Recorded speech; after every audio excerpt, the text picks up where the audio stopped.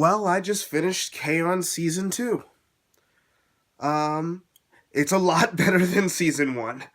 Yeah, K-On! Season 2 is a lot better than Season 1.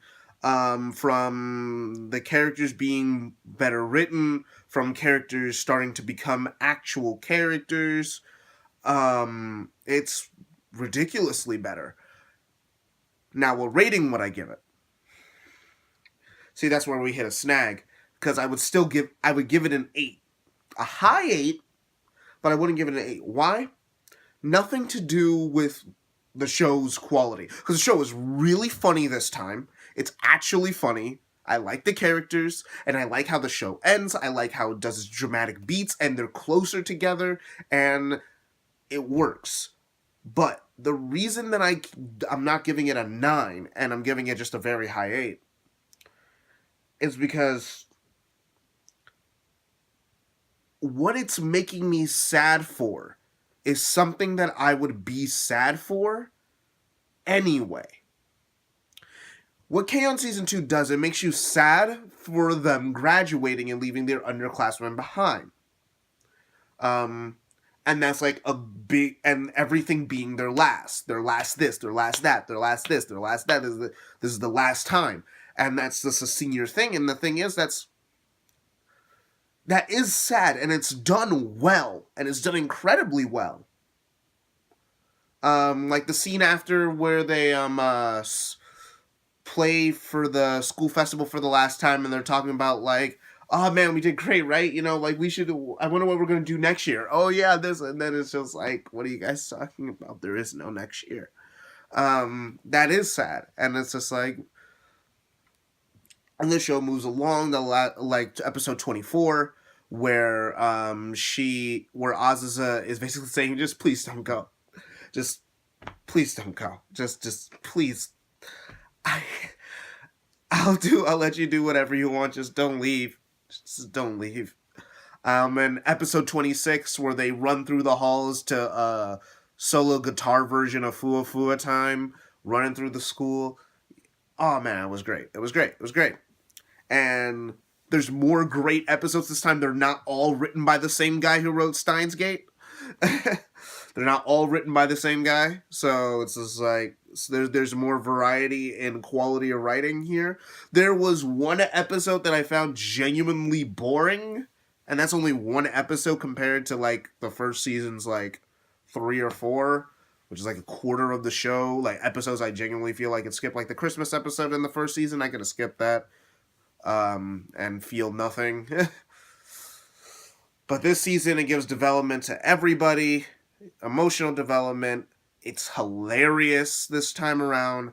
It's a better overall season. It's worth watching the first 13 episodes of K-On! Just being okay to get the K-On! Season 2, which is actually really good, depending on your taste in general.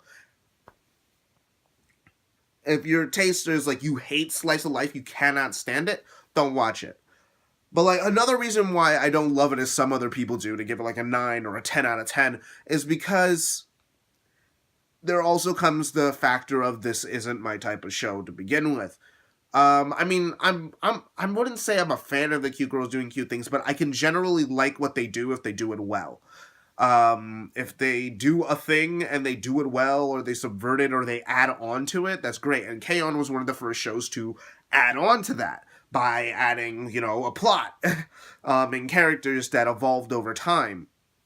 And that was great. But the thing is, I would have, and they do focus more on the music this season, but I would have loved to see more of that.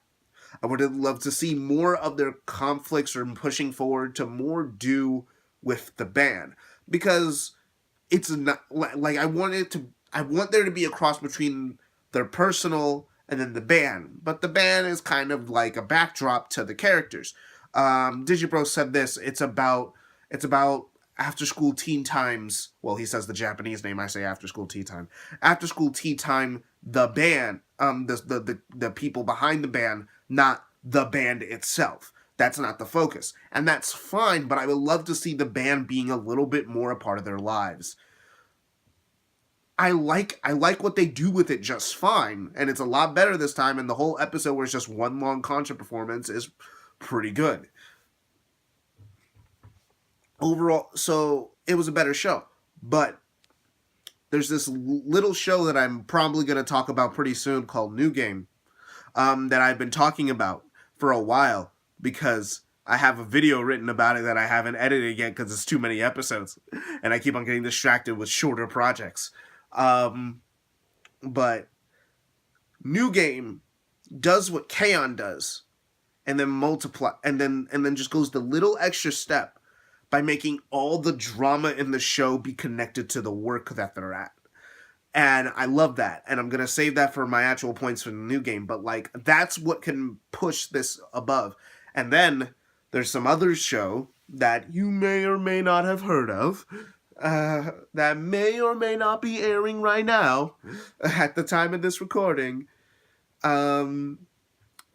that has exceeded my expectations to a ridiculous degree. And if the show keeps on going the way that it's going,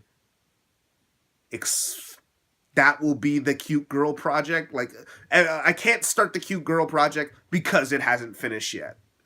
And that's the big Cute Girl Project. I would love to just go through every episode of that show and dissect what makes it and then build upon it, you know. I would just love to do that. That will be my K-On! A loving thesis. So, yeah. K-On! Season 2. 8 out of 10. It's better than the first season by a whole 2 percentage points. Almost reaches a 9 out of 10 if it just hit me, my taste a little bit more personally, and hit me a little bit more personally. But yeah, a lot of my problems with the first seasons were fixed with this season. So yeah, K-On! Season 2 is just great television. See ya.